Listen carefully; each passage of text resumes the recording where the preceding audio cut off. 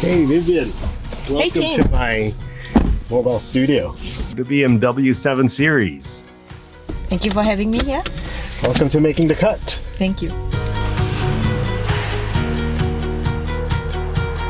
Vivian, we are living in a very challenging environment right now with COVID-19 pandemic all over the world. How do you navigate the challenges that we're faced with right now, especially as a leader?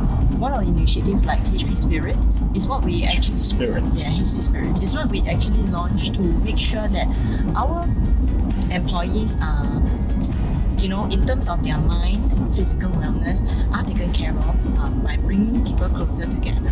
And at the same time, we're also using a lot of technology to get them to upskill during this time, because the government is also pushing for upskilling. That's right. So internally, we have things like Coursera, LinkedIn, a lot of self-paced program that the employees can leverage during this time to kind of get themselves equipped for the future and get themselves ready for the future.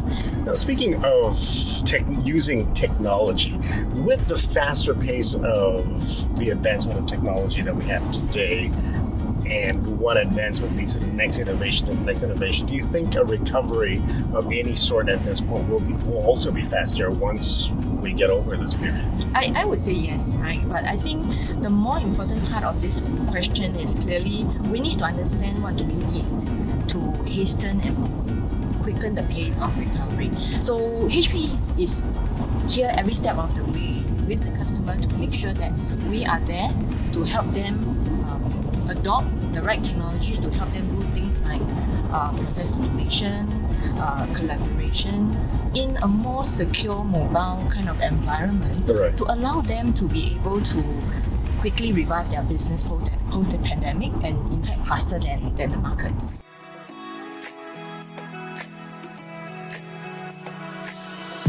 Now, since we're talking about the future for BMW, for example, we've been partnering with them for a long time, and the vision of the future for mobility is electric and autonomous.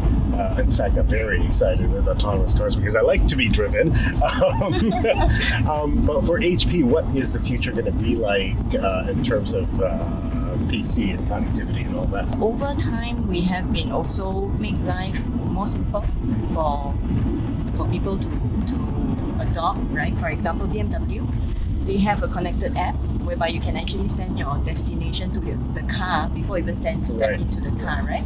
So HP has got a smart app, HP Smart App, that allows you to print from anywhere and troubleshoot your printer from anywhere, any mobile devices. And clearly, these are the innovations that are coming to make life simpler and easier. Yeah, that's a very important point that you pointed out, because a lot of the technology that we have today, a lot of the things we use today, even the car, a laptop, a PC, or the printer, there's a lot of intricate innovation going on inside.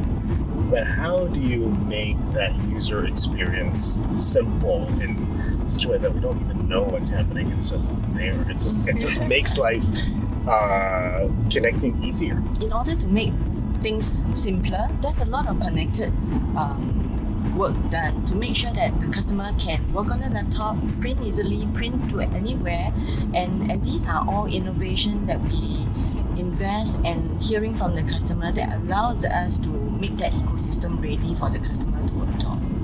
And clearly these are the edge that the continuous listening to the customer, the continuous insight that the customer gives us allow us to make things as intuitive as possible for them.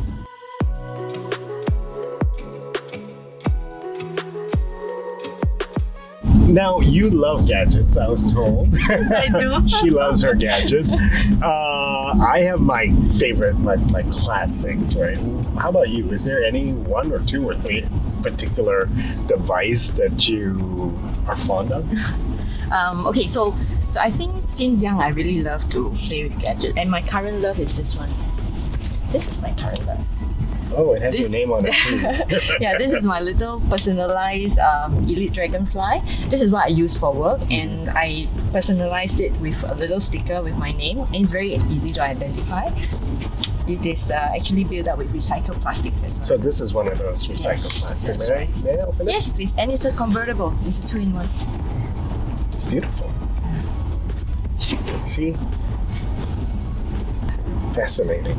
You also love to fix stuff, I was told. Yeah, I do. Do you still do that now? Now, do. I mean, now that you have everyone at HP at your call to fix things for you, but is there still satisfaction in troubleshooting and fixing your I home? do. I really love to fix things at home. I'm not sure of many lady friends that you have, but for me, I personally like to wire up my house, all the Wi-Fi. Like you do it yourself? Yeah, Wow. and I get great satisfaction. You know, at the end of it, it's like, ta-da! It's working. Yeah, we all do that. But okay, this is a question I've always wanted to ask. For men, okay, most of us, we don't read the manual. I don't know so. if I can't get it to work, I will of course crawl back to the manual. But intuitively, I should be able to get it right. Right. Yeah. It's more about feeling what to do next, or intuitive. Yeah, I think that's after right. a while using devices, you That's would be right. very intuitive about it until you get stuck.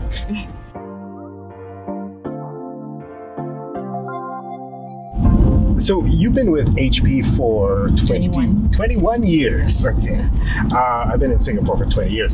But how is it like staying with the same company for such a long period of time? Okay, so for me, I think there are many people who tends to job hop around. Yeah, in because the- that's what we were told, right?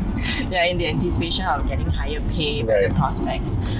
For me, I think you can consider me as switching and job hopping within the company. Within the company. That's right. And I think the job hopping term doesn't have a negative connotation, right? It's clearly understanding what you really want out of your career, and whether the next job that you're moving to is giving you that skill set that you're missing, and you want to develop to allow you to have a longer journey forward. And that's one aspect of it. The other one is clearly the company that you're working for, whether it does allow you that opportunity to grow, and also have different opportunity for you to scale as well. I think these are the two key factors of moving within a company, right? And one last thing, for a lot of young people out there who may be a little bit challenged in this confusing time really now, do you have any words of advice for the younger generation as they move into work life? For younger people to really learn about is have a personal brand. Personal brand. Yes. What do you want people to know you as? Even when you're just starting out in a career, and over time, you need to ask yourself what's the personal brand that you want to build. Yeah, whether is it trustworthy, dependable, meticulous. I think these are some words that you can decide whether you want to label yourself with. That's a good advice. Thank you very much, Vivian, for your time and all the insights, especially personal branding. A lot of people should start thinking about that as well when they move into the workforce. Thank you. Thank you. Thank you.